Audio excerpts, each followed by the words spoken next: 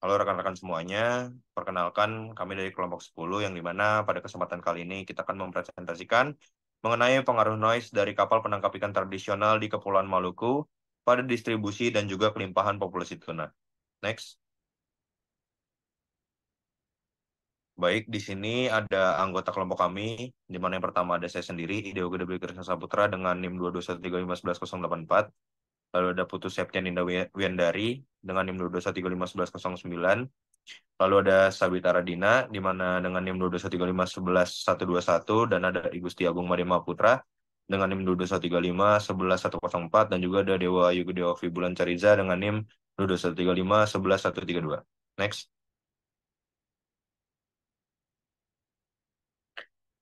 Baik, di mana pada kali ini kita mengangkat 5 masalah yang dimana pertama ada bagaimana karakteristik noise yang dihasilkan oleh kapal penangkap ikan tradisional di Kepulauan Maluku. Yang kedua ada mengenai bagaimana pengaruh noise dari kapal penangkap ikan tradisional terhadap distribusi populasi tuna di perairan Kepulauan Maluku. Lalu yang ketiga ada bagaimana pengaruh noise dari kapal penangkap ikan tradisional terhadap kelimpahan populasi tuna di perairan Kepulauan Maluku.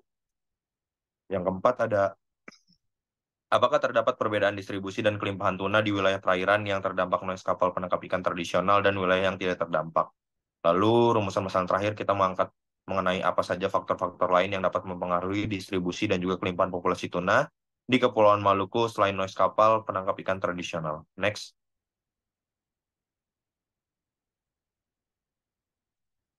Baik, seperti yang dijelaskan tadi, yang pertama kita akan membahas mengenai bagaimana karakteristik noise yang dihasilkan oleh kapal penangkap ikan tradisional di Kepulauan Maluku. Next. Baik, di sini yang pertama kali kita lihat tentunya adalah sumber dan juga jenis noise itu sendiri, yang dimana yang pertama kita tentunya harus melakukan identifikasi sumber-sumber noise yang berasal dari komponen-komponen kapal tradisional, seperti mesin, propeller, dan juga aktivitas penangkapan ikan. Lalu yang kedua, kita klasifikasikan jenis-jenis dari noise tersebut berdasarkan frekuensi, intensitas, dan juga pola daripada emisinya itu sendiri. Next. Lalu yang kedua yang harus kita lihat di sini adalah tingkat kebisingan atau sound pressure levelnya. Ini mana kita harus mengukur tingkat kebisingan ini atau bisa kita sebut SPL yang dimana dihasilkan oleh kapal-kapal penangkap ikan tradisional yang berasal dari berbagai titik pengukuran. Lalu yang kedua kita lakukan perbandingan mengenai tingkat kebisingan yang dimana jaraknya itu berbeda-beda dari sumber noise yang berbeda juga. Next. Lalu kita berbicara mengenai pola spasial dan juga temporal noise. Nah, di sini kita melakukan analisis sebaran dan juga pola distribusi noise yang berada di sekitaran lokasi operasi kapal penangkap ikan tradisional. Lalu setelah itu kita melihat apakah terdapat perbedaan daripada karakteristik noise pada waktu-waktu tertentu seperti saat berlayar, atau ketika melakukan aktivitas penangkapan, ataupun saat berlabuh. Next.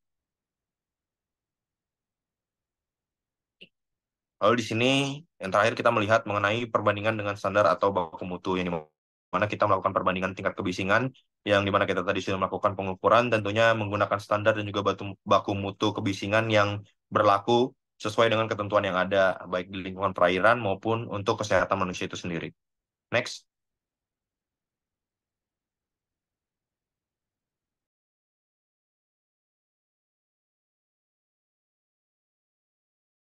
Jadi dari data dan juga informasi yang memang terkumpul itu kita bisa menyimpulkan mengenai karakteristik noise itu sendiri yang dimana itu dihasilkan oleh kapal penangkap ikan tradisional yang berada di Kepulauan Maluku baik dari segi sumber, jenis, tingkat dan juga sebaran serta dari pola emisinya. Jadi hal ini itu bisa menjadi satu dasar untuk kita menganalisis pengaruh terhadap distribusi dan juga kelimpahan populasi tuna yang berada di wilayah Maluku.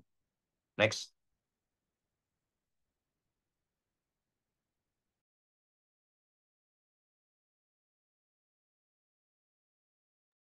Baik, perkenalkan, saya Dewa Ibede Ovi Cariza. Di sini saya akan menjelaskan tentang pengaruh noise dari kapal penangkap ikan tradisional terhadap distribusi ikan tuna di perairan Kepulauan Maluku.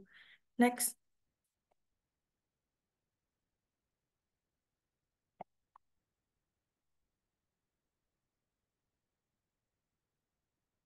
Untuk pengaruhnya itu ada dua. Yang pertama itu penghindaran kebisingan, area kebisingan tinggi, dan yang kedua itu ada perubahan pola migrasi.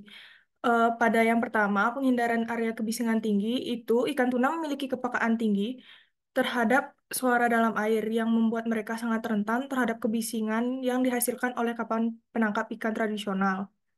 Ikan tuna itu secara nalurinya akan menjauh dari area yang bising untuk mencari perairan yang lebih tenang. Hal ini mengakibatkan perubahan signifikan pada distribusi populasi ikan tuna, di mana tidak lagi ditemukan di daerah-daerah penangkapan yang ramai oleh aktivitas kapal. Penelitian yang dilakukan oleh Tamarul Daluaten pada tahun 2013 di perairan Sangihe yang memiliki karakteristik mirip dengan perairan Maluku menunjukkan bahwa kebisingan dari kapal menyebabkan ikan tuna bermigrasi di area yang lebih tenang, mengurangi densitas mereka di daerah penangkapan tradisional. Selanjutnya, yang kedua itu ada perubahan pola migrasi. Kebisingan kronis dari kapal tidak hanya mempengaruhi distribusi lokal ikan tuna, tetapi juga mengubah pola migrasi mereka secara lebih luas. Ikan tuna yang biasanya mengikuti rute migrasi tertentu untuk mencari makanan dan bereproduksi dapat terganggu oleh kebisikan kapal, memaksa mereka untuk mengambil rute yang berbeda. Hal ini mengakibatkan perubahan dalam ketersediaan ikan tuna di wilayah-wilayah tertentu. Salah satu penelitiannya yaitu oleh Smith pada 2020 yang menunjukkan bahwa kebisingan kapal dapat mempengaruhi cara ikan tuna menavigasi perairan. Mereka menemukan bahwa ikan tuna cenderung di daerah dengan kebisingan yang tinggi yang mengarahkan perubahan dalam rute migrasi mereka. Ini bisa mengakibatkan peningkatan waktu yang energi yang dihabiskan untuk mencari daerah yang aman dan produktif atau bahkan mengubah perilaku makan mereka sehingga terganggu. Selanjutnya juga ada studi eksperimental oleh Johnson et al. Pada tahun 2018 yang mendalami dampak langsung dari kebisingan kapal pada ikan tuna melalui simulasi lapangan dan pengamatan terkontrol. Mereka menemukan bahwa tingkat kebisingan yang tinggi dapat menyebabkan stres fisik pada ikan tuna yang mempengaruhi perilaku berkelompok dan navigasi dalam pencarian lingkungan yang aman. Perubahan perilaku ini dapat mengganggu kemampuan ikan tuna untuk berkembang baik, efektif, dan mengganggu pertahanan keseimbangan dalam populasi mereka di perairan yang terkena dampak kebisingan. Next.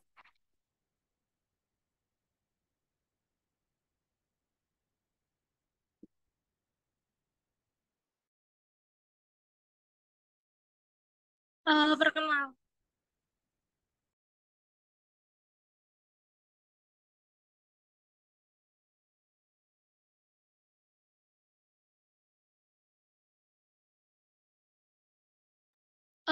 Perkenalkan, nama saya Savita Radina. Selanjutnya adalah pengaruh noise dari kapal pada ikan tuna di Kepulauan Maluku, yang dimana dapat mempengaruhi pada ekosistem, penggunaan teknologi alternatif, pengaruh pada perilaku ikan, dan distribusi ikan. Jadi, eh, noise dan perilaku ikan dapat menyebabkan stres pada ikan yang dapat mengganggu perilaku makan, migrasi, dan reproduksi. Studi pada ikan tuna di perairan Indonesia menunjukkan bahwa noise dari kapal penangkap penangkap ikan dapat mengganggu perilaku makan ikan tuna sehingga mengurangi kelimpahan populasi. Selanjutnya ada distribusi ikan yang dimana dapat mengaruhi distribusi ikan di perairan. Tuna seringkali bergerak berdasarkan pola migrasi musiman yang terkait dengan faktor lingkungan, termasuk suara alamiah laut. Penelitian pada ikan tuna di perairan Kepulauan Maluku menunjukkan bahwa noise dari kapal penangkapan ikan dapat mengganggu distribusi ikan tuna sehingga mengurangi kelimpahan populasi di beberapa area. Selanjutnya ada pengaruh pada ekosistem, yang dimana penangkapan ikan juga dapat mempengaruhi ekosistem perairan juga. Paparan terus-menerus terhadap noise yang tinggi dapat menyebabkan stres pada tuna, yang dimana ikan tuna dalam waktu berkepanjangan dapat melemahkan sistem kekebalan tubuh mereka, yang membuat mereka lebih rentan terhadap penyakit dan menurunkan kesuburan. Selanjutnya ada penggunaan teknologi alternatif yang dimana dapat mengurangi pengaruh noise. Beberapa penelitian telah mengembangkan teknologi alternatif seperti penggunaan kapal yang lebih tenang atau penggunaan teknologi noise reduction. Penelitian pada kapal penangkapan ikan tradisional di Indonesia menunjukkan bahwa penggunaan teknologi noise reduction dapat mengurangi pengaruh noise pada ikan tuna. Eh, Mungkin bisa di next.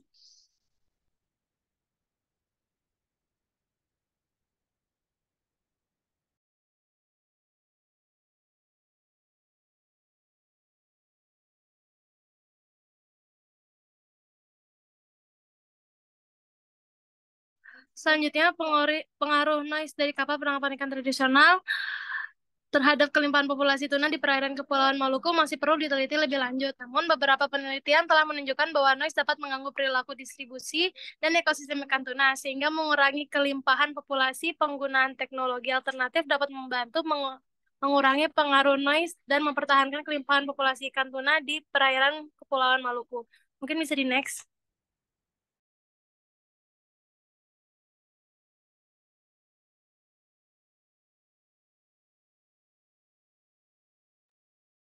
Selanjutnya ada wilayah yang perbedaan distribusi dan kelimpahan tuna di wilayah yang terdampak noise kapal penangkapan ikan tradisional dan wilayah yang tidak terdampak. Pada wilayah yang terdampak noise dari kapal penangkapan ikan, distribusi spasial pada ikan tuna itu cenderung tersebar tidak merata. Karena hal tersebut dikarenakan oleh adanya kebisingan dari kapal tradisional itu yang menyebabkan ikan-ikan menjauh dari wilayah tersebut. Ikan itu bergerak dari daerah yang lebih jauh dari sumber kebisingan yang dimana untuk mencari lingkungan yang lebih tenang. Kemudian pada kelimpahan ikan, populasi ikan tuna itu cenderung lebih rendah di wilayah yang terdampak noise karena ikan menghindari suara kebisingan itu yang dapat mengganggu mereka. Kebisingan yang diakibatkan oleh kapal penangkapan ikan ini menyebabkan stres pada ikan yang mengurangi tingkat reproduksi pada ikan. Uh, Selanjutnya pada wilayah yang tidak terdampak noise itu distribusi pada ikan ini cenderung tersebar secara merata pada seluruh wilayah perairan tersebut. Kemudian populasi dari ikan mungkin lebih terpusat di habitat yang kaya akan makanan dan dapat perlindungan yang ideal. Hal tersebut dikarenakan karena ikan tersebut uh, karena wilayah tersebut mempunyai lingkungan yang lebih tenang menyebabkan ikan itu tidak terganggu karena tidak adanya suara berisik dari kapal. Kemudian pada kelimpahan ikan, populasi ikan tuna lebih tinggi di wilayah yang tidak terdampak noise karena lingkungan yang lebih tenang mendukung pertumbuhan dan serta reproduksi dari ikan tuna. Next.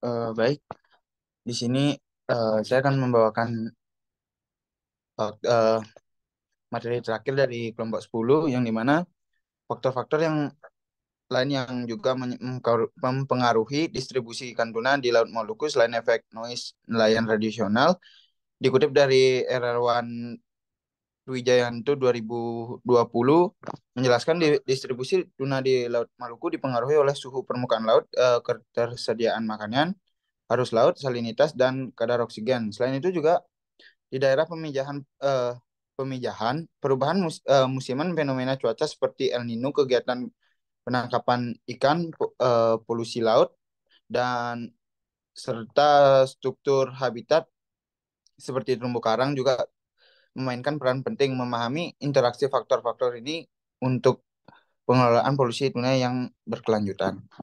Oke, next. Oke, sekian presentasi dari kelompok 10. Terima kasih, selamat malam.